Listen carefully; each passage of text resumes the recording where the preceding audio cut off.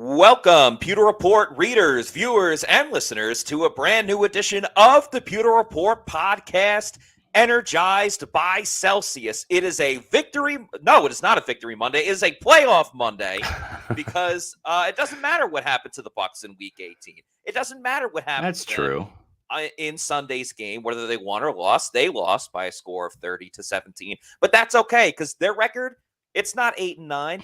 It's 0-0, and they are fighting for the Super Bowl championship just like everyone else. And we're going to talk about if the Bucs are ready for the Cowboys in Monday night's matchup. I'm your host, Matt Matera. Joined with me is the face that runs the place at pewterreport.com.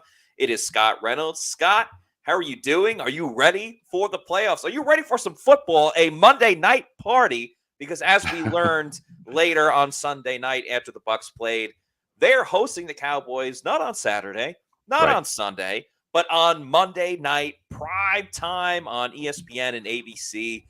Joe Buck, Troy Aikman on the call, so very exciting. Yeah, and I think we talked about this too. That's the day that we expected it to be. So we'll have a lot of Bucs Cowboys talk today and also all throughout the week. I know there's a lot of fans up there that are upset at the fact that this team is making the playoffs at 8-9, and I'm, I can't begrudge the Buccaneers for being a little nonchalant about this because that's the rules that were put in place, right? It's just like we want to sit there and maybe scream and yell when these big corporations don't pay any income tax, right? And these CEOs get away with not paying any income tax, even though they made millions and millions of dollars. Well, it's because that's the way the system's set up. They're playing by the rules, right? Sometimes sometimes you game the system. I think that's right. I think a good example, if you want to keep it into sports, was the Tampa Bay Lightning. They took advantage of. I don't know the exact rules, but there was something that they took advantage with the salary cap where they were able to keep some of their key players for the playoff run. And obviously the Lightning went to especially with Nikita Kucherov. That was the big one, was he didn't count against the salary cap, I don't think, because he was on injured reserve. So as John V says, win your division, period. They did. Now, I've been a big proponent of, I don't think that the home playoff game should go to a team with a losing record. I think there should be a caveat put in the rules. And, I don't necessarily think it's fair that a 12-win Cowboys team comes to Tampa to play an 8-win Buccaneer team. I would like to see the rules change, even though, having said that, it would hurt the Buccaneers this year. But that's not the way the rules are set up for right now. That's why the Cowboys are hopping on a plane to come here to play the Tampa Bay Buccaneers. And, we did have my good friend Rick Zoyce, who is the chief architect of our out catchphrase at the end of our shows. That was due to Rick. I coached with him and Pop Warner. He was best man at my wedding, and he is a lifelong Cowboys. I'm going to say fan, but honestly, he follows the Cowboys almost like a profession. It's almost like a second job for him. He's so dialed into what Dallas is doing. He did a great job back in week 1 in helping us preview that season opener. And even though Shaq Barrett's not going to be in this game, that was the graphic we used. And so I haven't had time to build a new one yet. But our Bucs versus Cowboys game preview will be on Wednesday. And we'll have Rick Zoyce on again for the show and bringing you up to speed on everything Dallas Cowboys and Tampa Bay. And if my memory serves, I think he predicted the Buccaneers winning in week 1. So he's not a Cowboys homer. I think that he gives really good spot-on analysis, and I've had some text conversations today, and I think he even said, I like Tampa Bay in this game. So we're going to find out from Rick why he likes the Buccaneers over the Cowboys, or if he's changed his mind by Wednesday at 4 o'clock.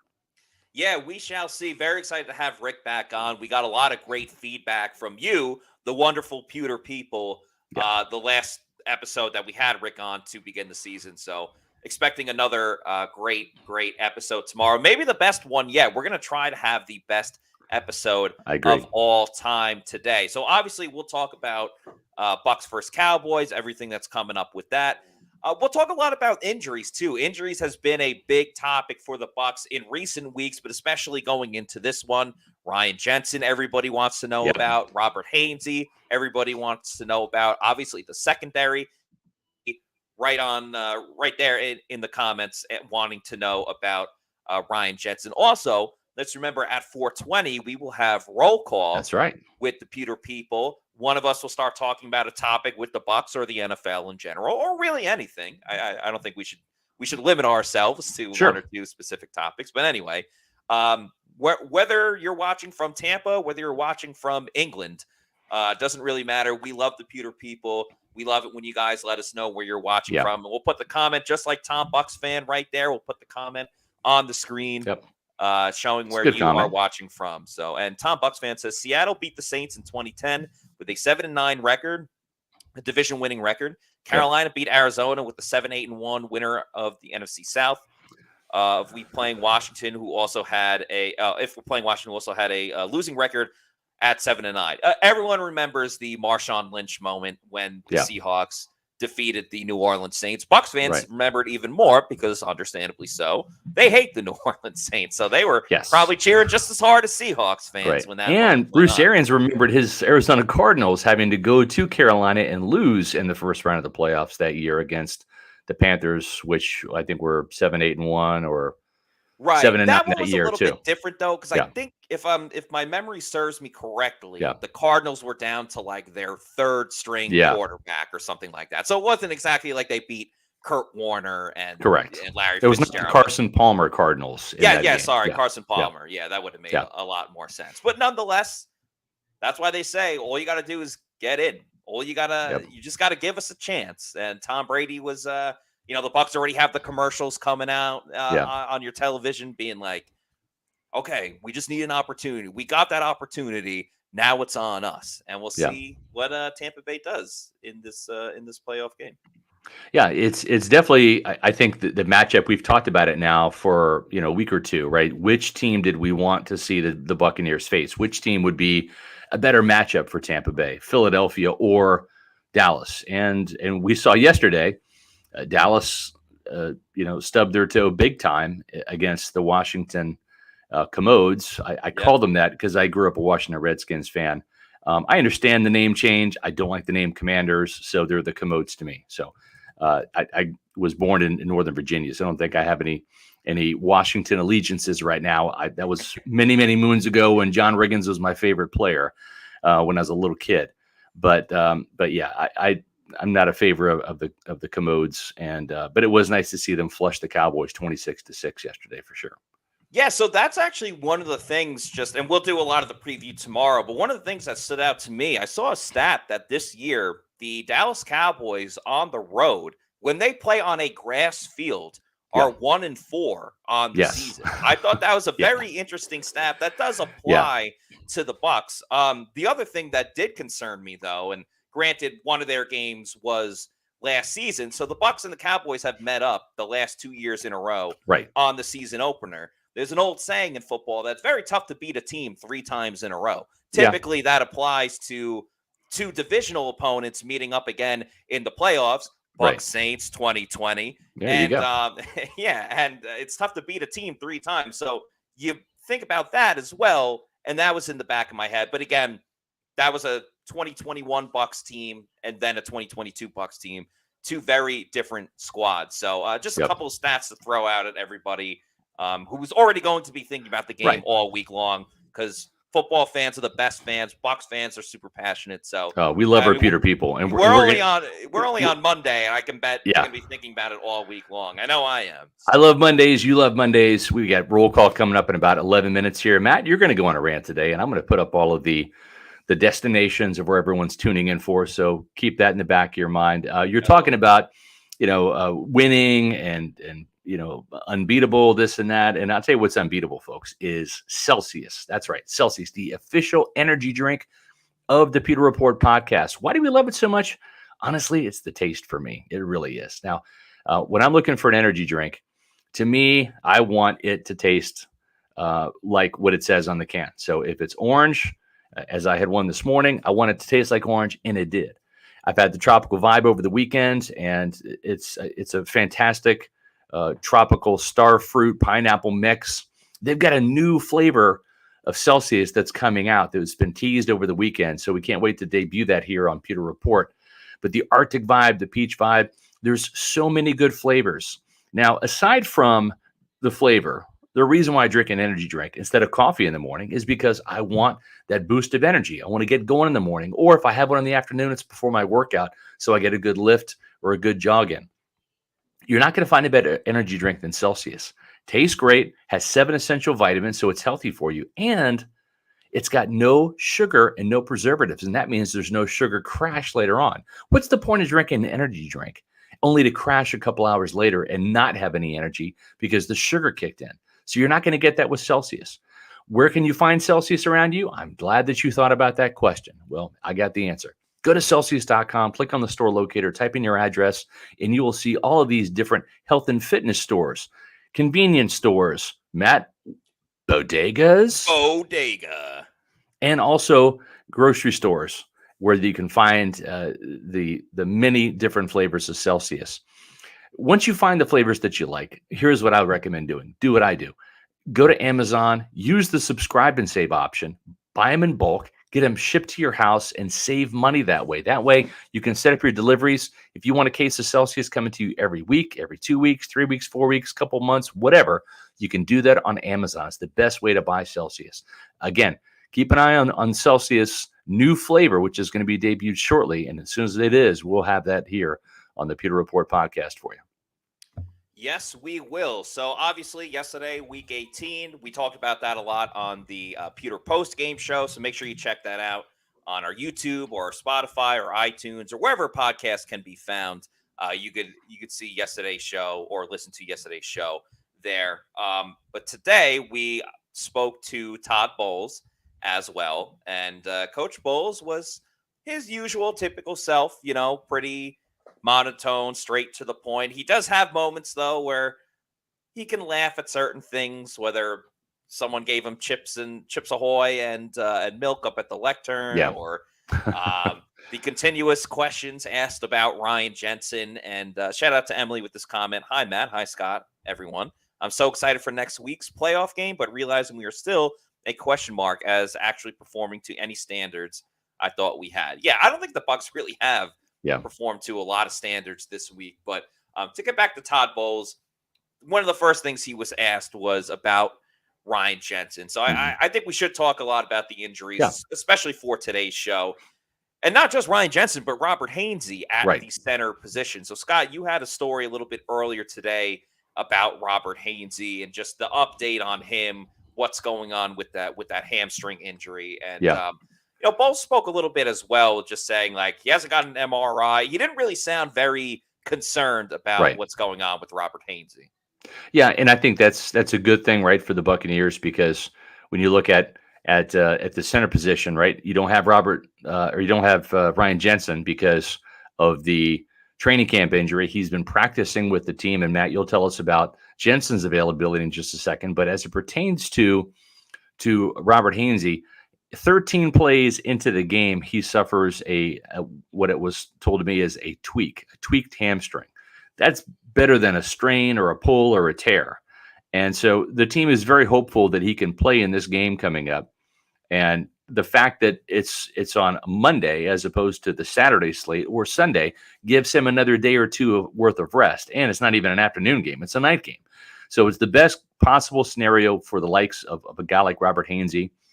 And also Vita, Carlton Davis, some of these guys that were held out, Donovan Smith. It's going to give them more time to get rested up for the first playoff game. Correct. And so I think that's a little bit of a blessing for this team. We saw Nick Leverett step in at the center position, and John Molchan came in and got his first NFL action at left guard. And I thought the makeshift offensive line, actually did a pretty good job. But there's only 2 quarterback hits that were surrendered in the game, and both those were to Hainsey in the first 13 plays.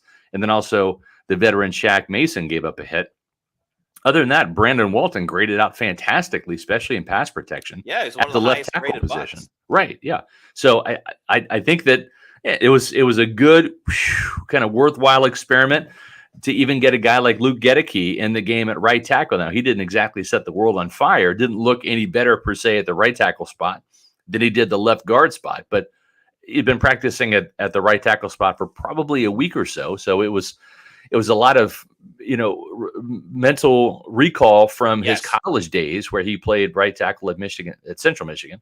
So I think they're going to be okay. I think as long as that hamstring doesn't flare up again during the game, Robert Hainsey will start. That'll push Nick Leverett back to left guard.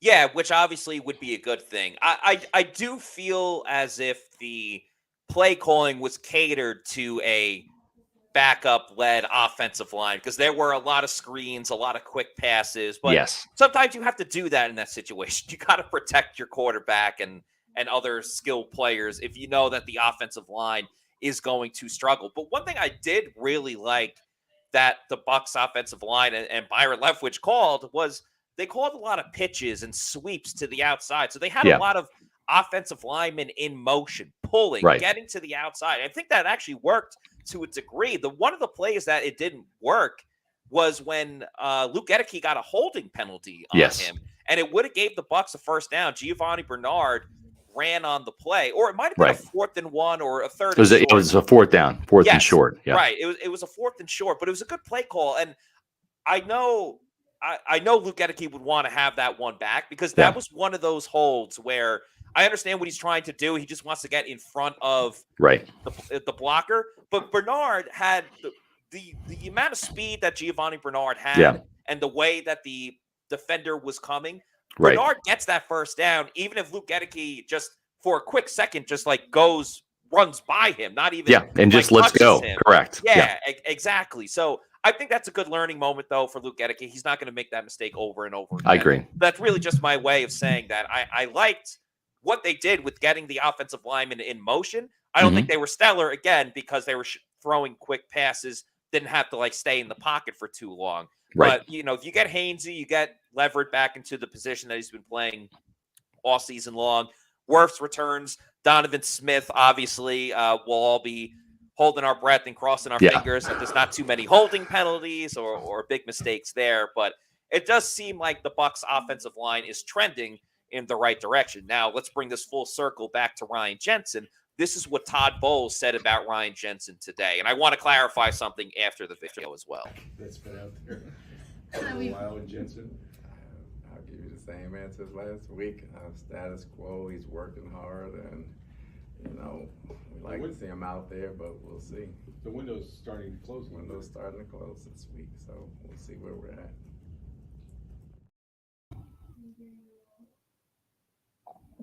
This week, and he said it himself, just status quo, working hard. We'll see where he's at the end of the week. One thing I just wanted to clarify real quick is you see him chuckling at the beginning of the video. It was the way that the question was asked. They said, is there a possibility that a mysterious starting center is available for this week? So it was just like the acknowledgement of okay, here's the Ryan Jensen question. Almost reminded me very similarly of during training camp and early in the season when Todd Bowles, a little bit of Tom Brady, but mostly Todd Bowles, got asked about, hey, is Rob Gronkowski going to come back? Are you leaving the spot open for Gronk if Gronk wants to make it? So it just kind of reminded me of that just a little bit. But Jensen, I think at this point, Scott, it's safe to say, and that window is closing. It's a 3-week window. He's already had the first 2 weeks, so only a couple more days left. If he is taken off of IR and put on the Bucs active roster, and you mentioned it yesterday, I really think it's just a break glass in case of emergency type of situation. Let's have Ryan Jensen just in case we lose our top 2 centers in the playoff game.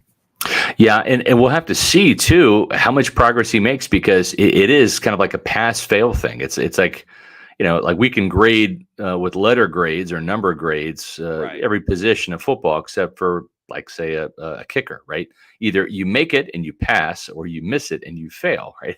It's that situation too with this 21-day window.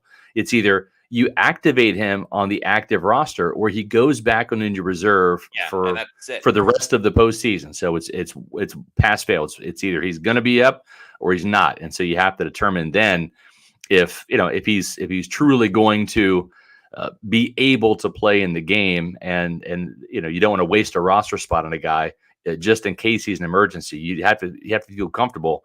If he's going to dress, then you got to put him in the game. So it's 4:20, which means it's time for roll call. Where you at, Pewter people? I'm going to start talking about another injury situation that I think is also very important for the Tampa Bay Buccaneers if they want to make a big playoff run. But in that time, we want everyone in the chat, all the Pewter people, please put your location in the chat, where you are watching from. If you're watching this at a later date, if you're not in the chat right now, that's totally fine. Just put it in the comment after you watch the show as well. And, we always look at that too. So everyone in the chat, let us know where you are watching from. And I'm going to talk about not even necessarily the injury situation in the secondary for the Bucs, but the importance of the Bucs secondary being totally healthy for this playoff run. Because I think, obviously, a lot of this is going to come down to Tom Brady and if the Bucs offense can turn around.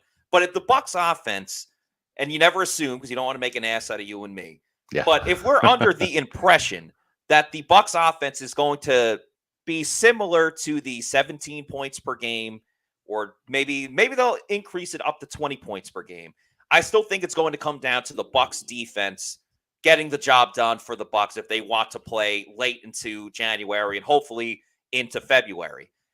I think, listen, Devin White is great. Lavonte David is still a really good player, maybe not the guy that he once was. The defensive line is dealing with some injuries. You see Akeem Hicks there play very well in a limited role last game. And, Vita obviously is the team captain, going to be the guy for years there. I truly think it comes down to the secondary. If the secondary can ball out in the playoffs for the Tampa Bay Buccaneers, I think that they can go a long way. Now you're asking, what about the injuries? Well, Carlton Davis has missed the last 3 games with the shoulder injury. Jamel Dean just came back from a toe injury. Logan Ryan missed last game, and he was injured earlier in the year when he fractured his foot. Mike Edwards was a bit of a surprise being on the inactive list for that last game. He's now dealing with the hip injury, and he missed some time. The Bucs secondary can ill afford to get into a situation where they are missing 1 or 2 of their guys, whether it's at safety or at corner. Sean Murphy-Bunting has stepped up his game last couple of weeks. But I just think in the playoffs, when you look at it, really doesn't matter who your opponent is going to be. For the Bucs this week specifically, it's the Dallas Cowboys. They are going to need Carlton Davis to match up against anyone's top number 1 wide receiver. This week it's going to be CD Lamb. But you know what? If they beat Dallas, odds are they're probably playing the Eagles the following week. And A.J. Brown is a huge problem that not many teams want to deal with. I don't think the Bucs can get by with, if they lose Carlton Davis and, the toe injury flares up. I know SMB is a solid guy, but Zion McCollum, he's not ready. He cannot be a plug-and-play type of guy. And let's remember, you want to talk about playoff runs? The Bucs back in 2020, let's remember that NFC Championship game against the Packers. They lost 2 of their top safeties. Antoine Winfield Jr. did not play. Right. He was injured in that game. And then Jordan Whitehead injured his shoulder. Remember, he started that second half with a big hit, forced the fumble. So they were down to Andrew Adams and Mike Edwards in there. That's right. It's a very possible situation for the Bucs in this playoff run. If they go down Carlton and or Jamel Dean, I don't trust SMB and Zion McCollum to put on the same effort Andrew Adams did and Mike Edwards for that game right there. And then Keanu Neal just got hurt last game as well. It didn't.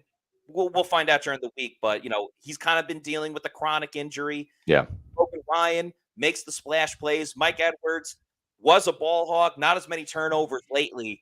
But I really think the secondary, and my point is just the secondary to me is the key to the Bucs making a big playoff run. And it starts with staying healthy, most of Carlton Davis.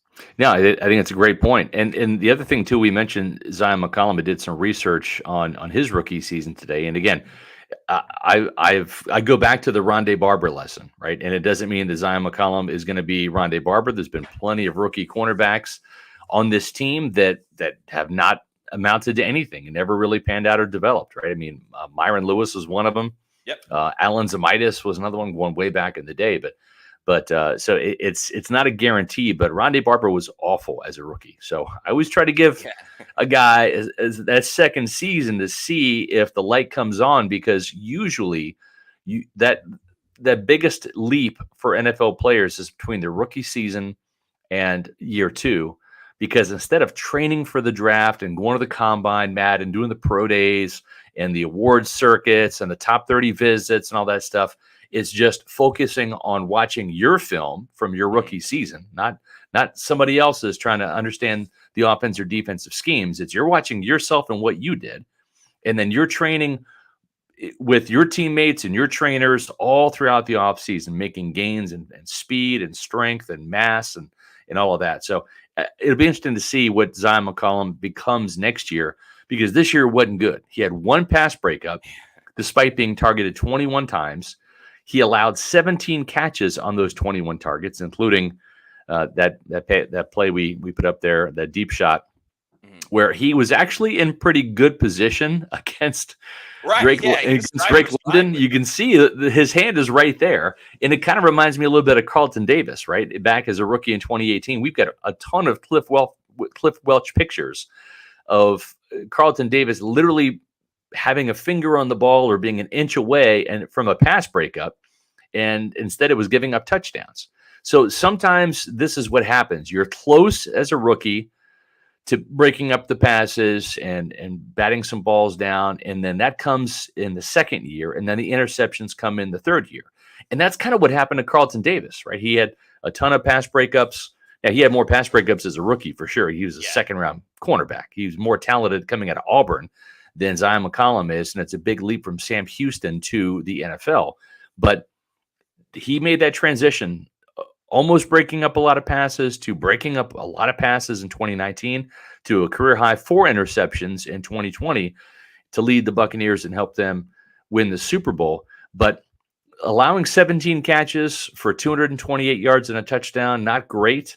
And he's missed 8 tackles this year. That's tied for fourth most on the team. And that's not good. A reserve role too. Exactly. He's only had some spot starts. Exactly. We talked a lot about that on yesterday's show as well. Just the amount of times that he whiffed, the Tyler Algier missed tackle that we kind of highlighted yesterday. Todd Bowles spoke a little bit about the defensive backs, who's available, how they're looking during the week. So I'm gonna play that video real quick. We'll see as the week goes. Carlton hasn't played. Mike didn't play. We'll see as the week goes on. Like I said, at the end of the year, everybody's banged up. It's a matter of whether you can play or not. If they can play, we'll have them out there. If they can't, the next guy's going to have to step in. Just having 2 extra days of rest or prep time doesn't hurt in that situation. No, it doesn't. What is?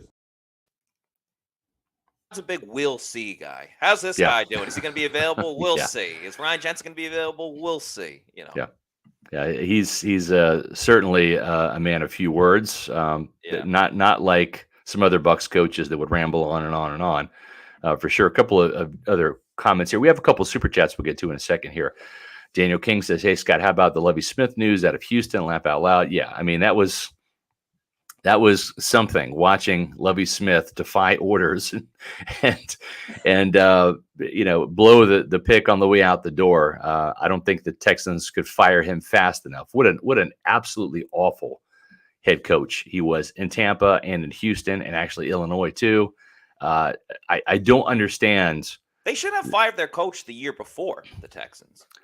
Yeah. Right, because they started playing better. They weren't good, obviously, but I don't know. I felt like their coach, who was David Culley, right? It was Culley was their coach. David Culley, 2 seasons ago. They put him in a position to fail right away, and he kind of did not the same way, but kind of like how the Panthers, you thought that they were absolutely done after they traded McCaffrey and fired their coach, but they actually played respectably. I think the mission in getting Lovie Smith hired, or hiring him, it wasn't because he was a great defensive coordinator. His defense was in the bottom 5 in the NFL. So it was simply to, hey, you've got one mission, get the number 1 draft pick, and he failed just because that's what he is. Lovie Smith is a failure. It's been so long. Gosh, when was it, Matt? 2006? That the Bears, when they went to the Super Bowl. And I mean, it was obvious when he was here in Tampa, going 2-14. I mean, remember, the Bucs hired him to improve their record from Greg Schiano's last season in 2013. Schiano went from 7-9 to 4-12. And then Lovie Smith comes in. They actually lose 2 more games. They finished 2-14. Didn't even win a home game that year. Just an absolute horrific hire by the Buccaneers. And, could not wait to see him gone fast enough. He was a terrible coach. And, I'm not surprised at this. And God help the NFL team that hires this guy again in any capacity. Head coach, defensive coordinator. The game has literally passed him by. Like a long time ago.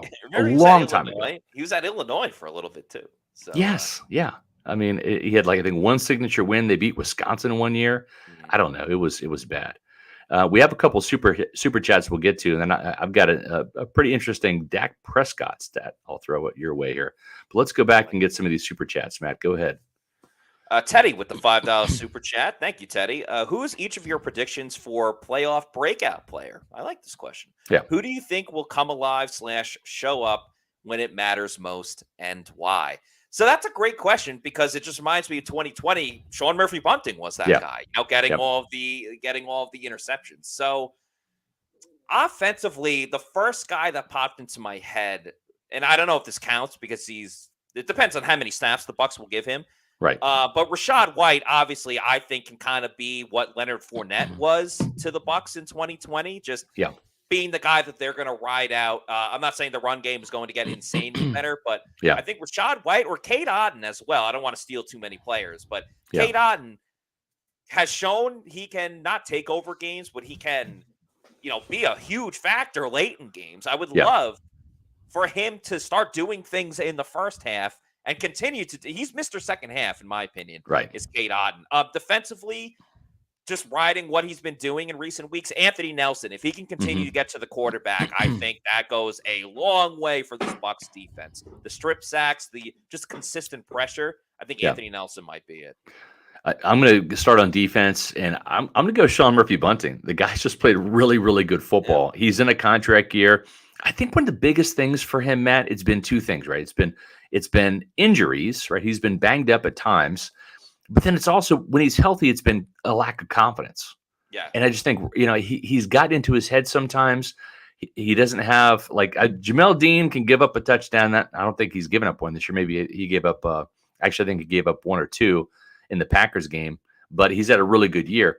But Jamel Dean is just he's like happy-go-lucky. He's like, oh, well, I gave up a touchdown. I'm going to go ahead and get a pick the next play.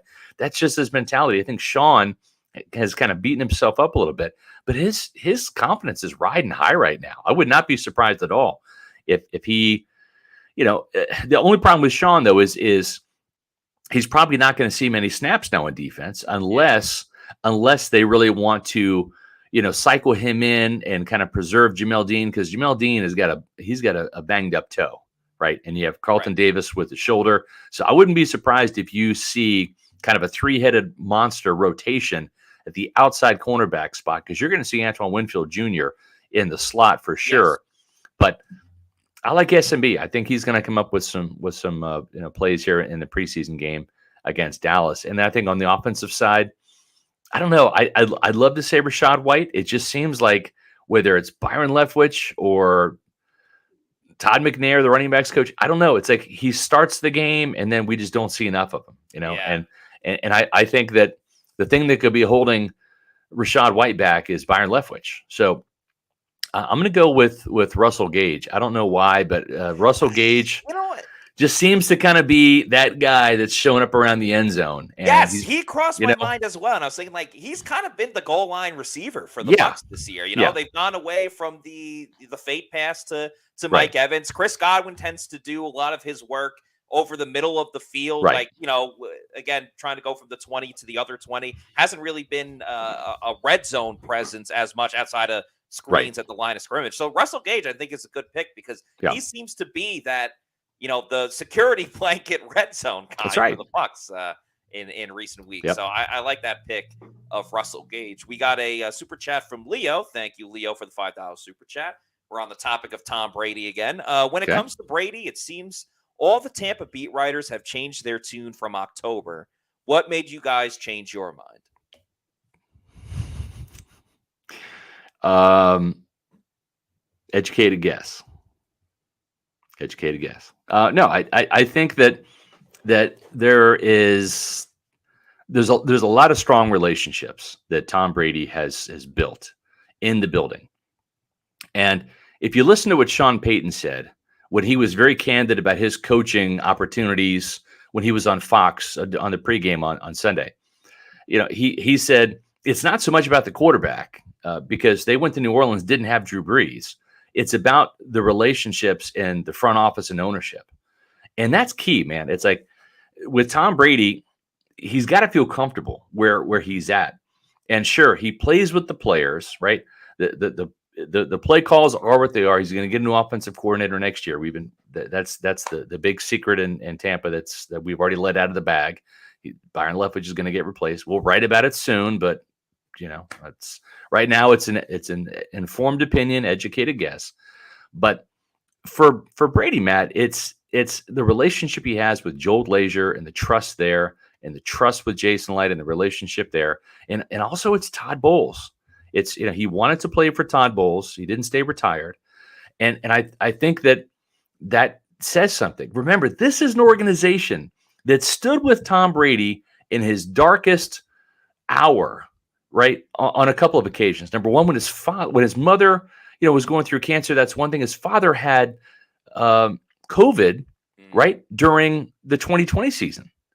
And the Buccaneers were certainly supportive of him for that. Then he goes through a divorce this year, asks for a 10-day hiatus from training camp. The team says, no problem.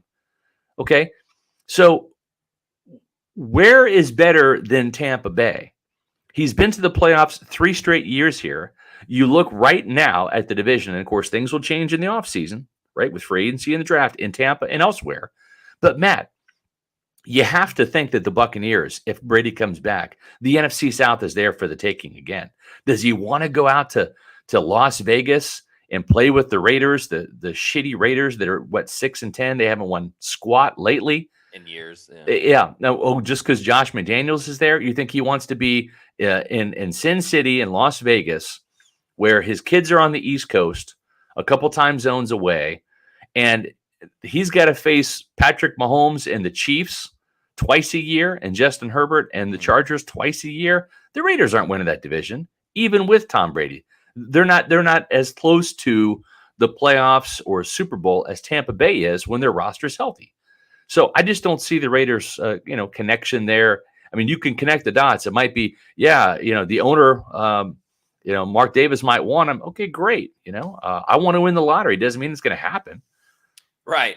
I think to answer the initial question, I think the big thing that changed the tune was the fact that Byron Leftwich won't be with the Bucs next season. I think they need a fresh outlook on offense, but even though you're getting like a new playbook, a new system, you still have the same players that you worked with over the last couple of weeks. Yeah. So I think that's obviously an important thing to Tom Brady. I would also say if you're looking at like the positives and negatives of both things, to your point, the division just way, way easier in the NFC South than almost anywhere else that he would go. Now, to your point about the Bucs being there for Tom Brady through a lot of different things, his divorce most recently, or, hey, Tom wanted to play in this last game, so he's going to go play.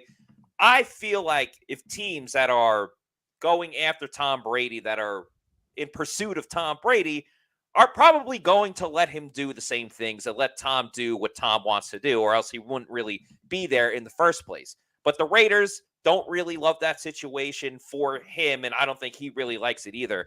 I do think there will be a couple of other doors that open. I mean, you want to talk about the Miami thing. I don't know if they're fully sold on Tua Tagovailoa being healthy for a majority of the year. And I know he wanted to team up with Sean Payton, but you look at that team, and it's like, all right, they're pretty good. But on the flip side, you got Buffalo Bills in that division, and you're playing New England every single year, which obviously is an emotional game, regardless of how New England is doing. So I think that definitely factors in. There's always going to be other opportunities. I think it would have to be a team that Brady goes to. And like Miami, again, would make sense because his kids are in Miami, or 2 of his 3 kids. It would have to be a team that is like, it's so set on offense with weapons. It's so set on defense with what they have. And then you look at the overall, division and overall outlook of the conference. I don't think there's way better options out there than the Bucs, but I'm not saying there's not going to be any. So that's really all I'd say for the Tom Brady situation. We have another super chat from Captain Avery. Appreciate you, Captain Avery. $4.99 super chat. A lot of people keep clamoring for Jensen, but even if he can go, is that the better option? Pretty likely he'd be a step slower and maybe a liability. Yeah, I mean, he's going to get thrown right into it if he were to play, which is why we don't really think that he's more of an emergency offensive center at this point. It's really tough, especially in a playoff game. Yeah, you're right, Matt. It's one thing to go in there and go through, a 2.5 hour practice, right, where you get water breaks and, there's tempo. You're not going full speed. Certainly not this time of year. You're not really even in full pads this time of year, right? To all of a sudden playing 65, 70 snaps in a game, full speed against the team that is hungry and wants to beat you and advance in the playoffs. So, there's a big difference between can Ryan Jensen practice and can Ryan Jensen play? And I think those are two different things that the team has to weigh. One more thing to the point about Brady that I think is worth mentioning too. We talked about the NFC South and how, that's up for grabs. All right. It's one of the weaker divisions out there. You look at the Bucs home and away. Let's do the home first in 2023. This is the schedule, right? And so you've got the 3 NFC South teams there. You got the Bears coming to town. A couple of upstarts in the Detroit Lions and Jacksonville Jaguars, see if they can sustain it. The Tennessee Titans were, in the downward spiral at the end of the season. Of course, the Philadelphia Eagles, who also won their division.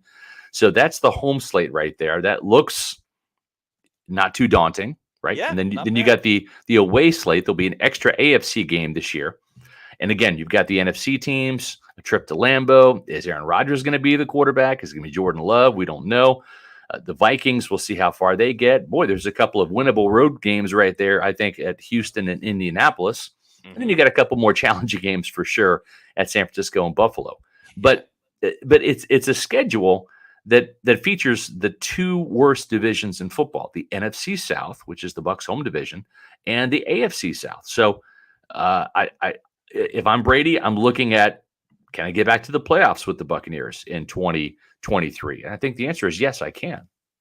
Yeah, even some of the games that are considered tougher, like Minnesota, I don't think are the toughest 13-win team in the NFL. The Packers may not have Aaron Rodgers next year. And I know some people are really hyped up about Jordan Love, but I don't know, something convinced me that a quarterback that's had one career start and played in 3 or 4 games, he's going to make that team immediately better than Aaron Rodgers. So I do think the schedule is quite favorable for the Bucs this year. And every team's going to have tough games on the schedule. So it's like, where can you find the easier games in that? Scott, you had mentioned that you had a very interesting Dak Prescott stat that I would love to hear. But first, if you're talking about stats, you want to bet on the stats of players, the best place to do that would be with Underdog Fantasy. You obviously have the NFL playoffs coming up. You don't have to do just the NFL, though. They have it for hockey, baseball when that season gets back, basketball, the UFC is on all the time, and golf as well. So don't just limit to yourself for the NFL. But if you are going to bet on the NFL,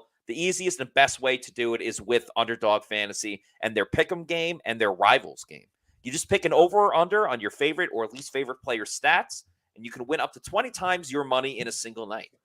Underdog keeps it super simple with their easy-to-use website and mobile apps. You just pick between 2 and 5 players to fill out your Pick'em slip. Get every pick right and take home some cold, hard cash. Straight cash, homie, as Randy Moss once said. Use the promo code Pewter, that's P-E-W-T-E-R. Get your first deposit doubled up to $100 by Underdog. Even if you learn from Plant City Math, you know that is a heck of a deal. So once again, double your first deposit up to $100 with the promo code Pewter, P-E-W-T-E-R, and win some money over at Underdog Fantasy.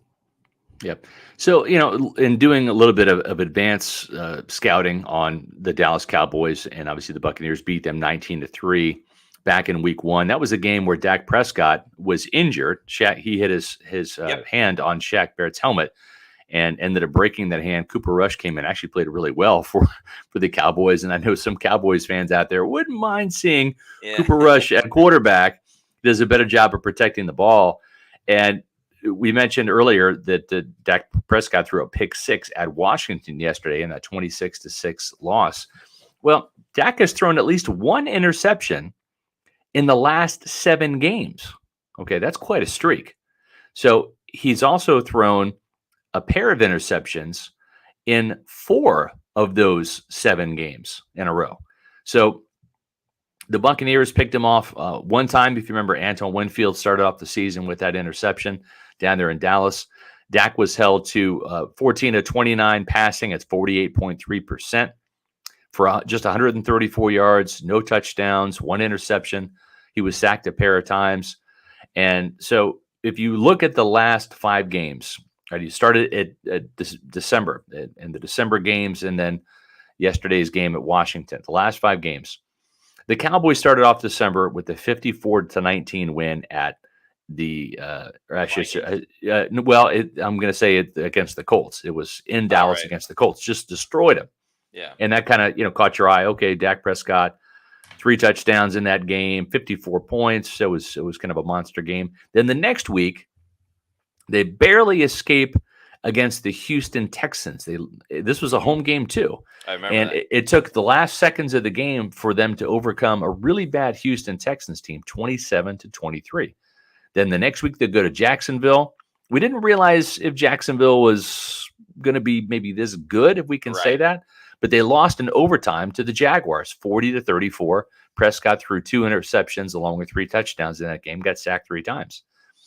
Then against the Philadelphia Eagles that didn't have Gardner Minshew, they had, or I should say they didn't have Jalen Hurts. They did have Gardner Minshew. Prescott played pretty well. 3 touchdowns, 1 interception, 347 yards, which was a season high for him. And this was a game that the Cowboys really wanted. They wanted to beat Philly. They did, 40-34 at home. And then they went on the road and played the Tennessee Titans, who, again, are in the downward spiral by week 17, and they won 27-13. Not a huge convincing win by any means. Prescott threw 2 picks. And so then you've got the loss to Washington. So in their last 5 games, they're only 3-2. And a couple of those wins were against the Tennessee Titans and the Houston Texans and the Indianapolis Colts. Okay. Those are a pair of teams in the top 5 when it comes to draft order. And I believe the Tennessee Titans are right around 10 or so. So I'm just saying, even though this Cowboy team has won 12 games this year, you can kind of go through some of those, just like you could with Tampa Bay, right? I'm not saying the Buccaneers are the juggernauts they were last year at 13-4, because they've beaten the likes of the Arizona Cardinals in overtime, sweeping the Saints, getting a last-second win against the Rams. Yeah, so we can play this cherry-pick game. Both I'm just sides. saying, but it applies to both sides. This is not a Cowboys team that's coming in here that the Buccaneers should be afraid of, especially since they've got some confidence in beating them 19-3 in week 1. And I think you look at their offense, if you can slow down Tony Pollard and CeeDee Lamb, you got a pretty good chance of beating Dallas if you can get some pressure on Dak Prescott. Again, Shaq Barrett's not playing in this game. He played in week 1.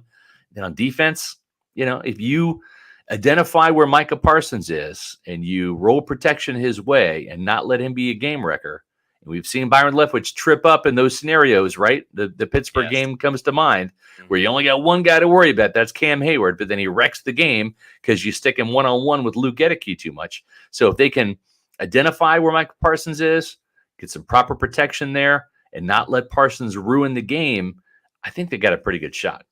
Yeah, I beg and plead the Bucs to not be stubborn in the playoffs. Like, please give Donovan Smith protection with the double team if that's the case. Don't let Micah Parsons destroy the game. Please go play action on first down. Like, don't get stubborn to try to prove a point, which I feel like the Bucs have done this year. And to your point about Dak, I think he's obviously a very talented quarterback, and he's up there, maybe not like a top 5 quarterback, but he's definitely one of the better quarterbacks in the league. I just feel like in his career, he's never gone past the second round of the playoffs.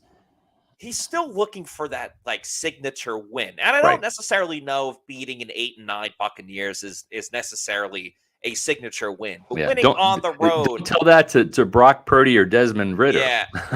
They're going to take those wins. Right. But even going going on the road and beating Tom Brady, I think is a big deal. We kind of learned that last year when the Rams did it, albeit Brady had the comeback and it was kind of on the defense of why they lost that game late.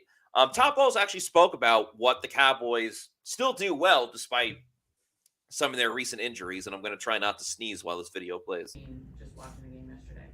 Well, they have a swarming defense. We know that. They have ball hawks in the secondary. They can get to the passer as well. Mike is not the only one. Offensively, they're healthier on the offensive line. They can run the ball very well. Obviously, they got talent on the outside and in the backfield, and they have a great quarterback. So, you know, everything concerns you when you play the Cowboys. You got to play a complete game. Mike. Yeah, you know, I think that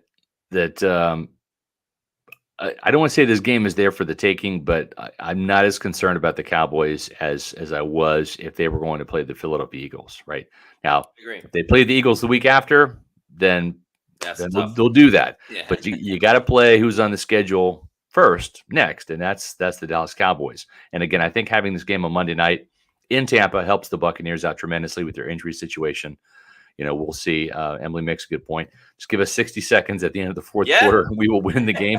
Matt, that's what happened back in 2021 in that season opener, right? The Dallas Cowboys were gifted all of these opportunities to score with Buccaneer turnovers. Tampa Bay really was moving the ball at will against the Dallas defense and just turned the ball over a couple of times. I remember Chris Godwin fumbled inside the 5-yard line, I think was one of them. And then it took a Tom Brady comeback and a Ryan Succop field goal to put the Buccaneers ahead 31-29. So they've won against the Cowboys on the road this year in kind of a dominating performance, 19-3. And then they've also won at home in a shootout fashion in the last seconds of the game. So they've got experience doing it both ways against the Cowboys at 2 locations. So we'll see what happens this year. I also think, not getting too much into our preview, but one thing that the Bucs have going for them on offense is like Chris Godwin obviously is way healthier and more comfortable now than he was in week 1 when the Bucs played the Cowboys. Mike Evans, I know he didn't play last game, but Mike Evans and Tom Brady maybe building something off of the Carolina game with the deep shots. Russell Gage, healthier than he's been in a while and becoming that red zone target and a third down guy as well. So the offense is still not in a great spot. Let's not kid ourselves. But there are a couple of things that you can point to and say, all right, well, if this clicks the right way and they are the better team for one day or one night, in this case on Monday night, it could be enough to get the job done against the Cowboys. I like this comment from Mr. Wright. I was going to say this too. Can Godwin play an entire game without fumbling? I hope the fumbling doesn't become an issue for Chris Godwin because, to your point, the fumble last season against the Cowboys, he's obviously fumbled the last 2 games in a row. Rachaad White had a bit of a fumbling issue a little bit earlier in the season, but that's been corrected. So hopefully Chris Godwin can do the same. I mean, he was already working it on the sidelines. Everyone saw that. He was talking to Julio Jones about it. So I'm hoping it won't be an issue, but something to definitely keep an eye on for Monday's game. Yep. Make sure that you're keeping an eye on your health here now that we're into the 2023 new year, and you can do that at Age Rejuvenation. As we age, our hormones decrease, both for men and women. I was tired all the time, had no sex drive. I was groggy. I felt like I was 80 years old because everything hurt. I came to Age Rejuvenation because I was tired all the time. Bioidentical hormones has really made such an impact in people's lives. I actually enjoy shopping now. Got all my energy back. Mind is sharp. I feel like I'm 18 again. It was perfect for me. Get with Age Rejuvenation. Do it now. Don't wait. Call Age Rejuvenation today. I'm going to echo what that guy said. Get with Age Rejuvenation now. Don't wait. That's what I did. I waited a couple years too long because I didn't know about testosterone therapy. I didn't realize how you could feel so good at age 50, which is I am right now. I'm 50, but I wasn't feeling that great at 45, if I'm being honest with you. I probably should have started this then. I mean, John Gilmore, who's on our Celsius Pewter Report tailgate show presented by Age Rejuvenation, he looks like he can still play. I mean, that's a recent picture of John from this year. And he's been doing Age Rejuvenation for over a year now. I've just started back in August. My wife, Ashley, started a couple months after me. She's been feeling great. They've got a different formulation, obviously, for for women's hormones, but it makes a big difference. Make sure that you're treating yourself and your health the right way in 2023. A lot of people have these New Year's resolutions. Well, make this the year about your health. Go to agerejuvenation.com, sign up for their free consultation, get the lab work done. Your insurance will take care of it. And they'll run the entire lab panel, all your blood work. They'll check your testosterone level. It's natural for testosterone to decrease as we get older. Really starts happening in 40s, 50s, 60s, and 70s. So it's completely normal, but you can fight it with testosterone therapy. You can lose weight. I'm down to 209 pounds. When I started, I was about 216, 217. So I've lost weight. I have more energy. I'm feeling great. And it's all due to Age Rejuvenation. Check them out, agerejuvenation.com. 5 Tampa Bay area locations to serve you. Mention Pewter Report, and you can save $500 off your initial testosterone therapy treatment. Scott, we have a celebrity / former Buccaneer super chat. Really? Yeah, from the real Josh Freeman. Okay. The real Josh Freeman. Thank you, $4.99, for the $4.99 super chat, Josh. The real Josh Freeman says, "Hi guys, it's really me, Josh Freeman. Can I have tickets to the game? Thanks and love the podcast." Josh, appreciate the support of the podcast. Tell us what you thought about the episode where we went through your experience before the Bucs Jets game to open the season years ago. Go Cats, Josh. Go Cats. But don't know if you love that one. Don't know if I could hook you up with tickets for the game though. Yeah. But I'm sure you still know people in the Bucs facilities. So we appreciate the love.